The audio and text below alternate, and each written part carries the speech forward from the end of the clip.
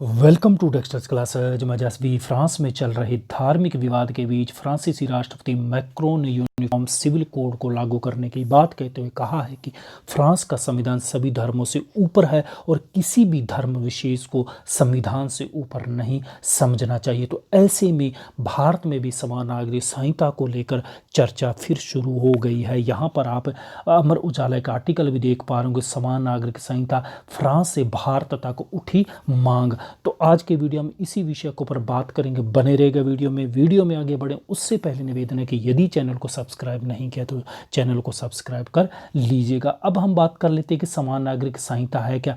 तो देखिए, धर्म और वर्ग आदि से ऊपर उठकर जब कोई देश एक समान कानून लागू करता है ताकि पूरे देश में शादी, तलाक, उत्तराधिकार और अडॉप्शन आदि सामाजिक मुद्दे एक समान कानून के अधीन हो और धर्म के आधार पर किसी प्रकार के अलग से कोई कोर्ट या अन्य व्यवस्था नहीं की जानी चाहिए। सभी धर्मों के लोगों के सामाजिक मुद्दे वो एक समान कानून के अधीन होने चाहिए। ये होती है समान नागरिक संहिता। यदि हम भारत की बात करें तो भारत के नीति निर्देशक तत्वों के अनुच्छेद 44 में समान नागरिक संहिता का प्रावधान के जिसमें ये कहा गया है कि राज्य भारत की सीमा के भीतर नागरिकों के लिए समान नागरिक संहिता की व्यवस्था सुनिश्चित कर सकता है ताकि धर्म के आधार पर किसी वर्ग विशेष के साथ भेदभाव नहीं होना चाहिए। तो इसके आधार पर भारत के अंदर ये व्यवस्था की गई कि एक हिंदू सिविल कोड होगा और उस सिविल कोड के अंदर ये सभी धर्मों को व्यवस्था की जाएगी, यानी कि सभी धर्म उसी सिविल कोड के अधीन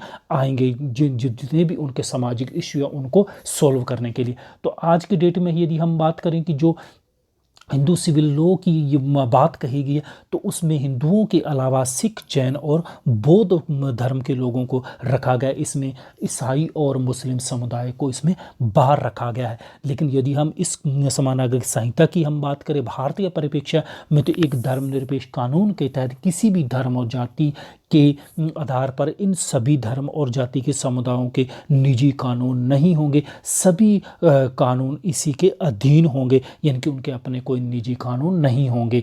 तो जैसे आज के समय में हम बात करें विवाह व्यवस्था के संबंध में ईसाई समुदाय के लोग अपने तरीके से नियम कानूनों का पालन करते हैं और मुस्लिम समुदाय के लोग मुस्लिम पर्सनल लॉ बोर्ड के अधीन अपनी तरीके से नियम कानून व्यवस्थाओं का पालन करते हैं। और आज की डेट में यदि हम बात करें भारत के अंदर तो अनुच्छेद 44 के अंदर जैसा हम पहले बात कर चुके समान नागरिक संहिता को लागू करने के लिए पूरी तरह राज्यों को जिम्मेदारी दी गई, क्योंकि नीति निर्देशक तत्वों की जो व्यवस्था की गई वो राज्यों के ऊपर उन्हें निर्देशित करने का प्रावधान किया गया है। और भारत यदि हम भारत के अलावा तो भारत में तो अभी तक ये व्यवस्था लागू पूरे देश में लागू नहीं की गई, लेकिन Pakistan, Bangladesh, Indonesia, Malaysia, Sudan, तुर्की, इजिप्ट जैसे देशों में समान नागरिक संहिता लागू की जा चुकी है। लेकिन भारत के अंदर एकमात्र राज्य गोवा जिसमें 1961 में समान नागरिक संहिता का प्रावधान किया गया है।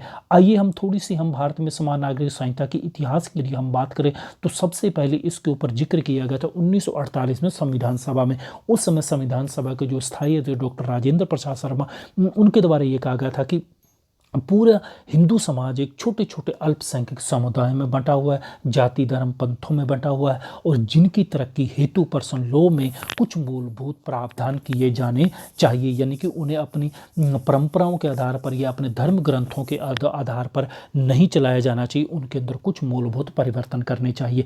फिर इसके विरोध में सरदार पटेल, इसके अलावा पटाभी सीतारमैया, अयंगर, मदन मोहन मालवीय और कैलाशनाथ काटजू ने हिंदू कानूनों में सुधार का विरोध किया था। उन्होंने ये इन लोगों का मत था कि जो जितने भी धर्म ग्रंथों के आधार पर, परंपराओं के आधार पर ही इनका पालन किया जाना चाहिए। लेकिन फिर उसके बाद 1949 में जब हिंदू कोड बिल के ऊपर बहस हो रही तो इसमें आप अंदाज़ा लगा सकते हो 28 में से 23 वक्ताओं ने इसका विरोध में मत दिया था। तो उसके बाद इसलिए ही उसके बाद ये पूरी तरह से लागू नहीं हो पाया है।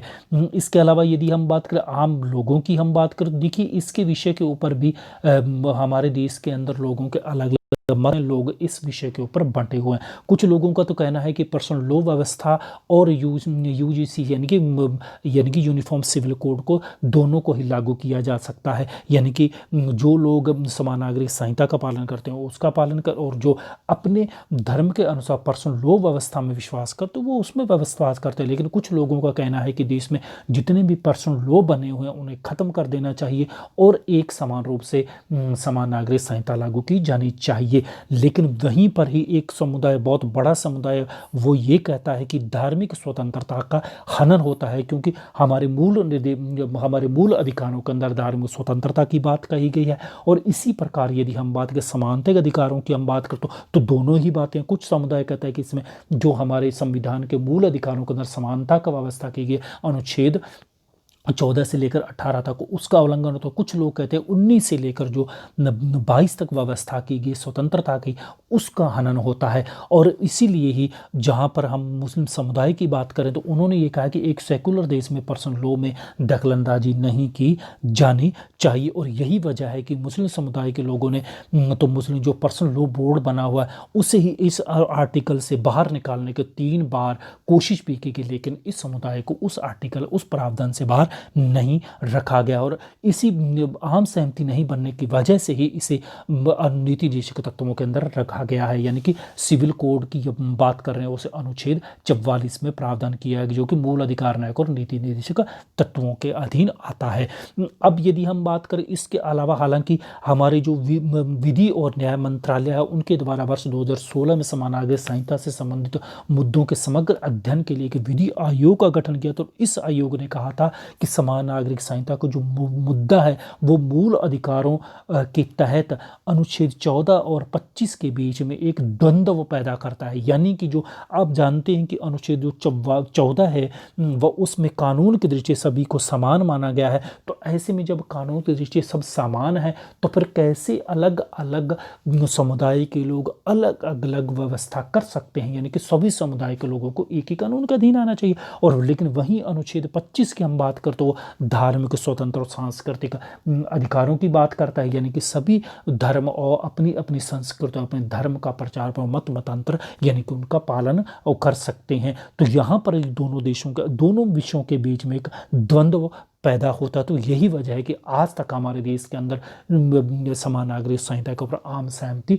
नहीं बन पाई है।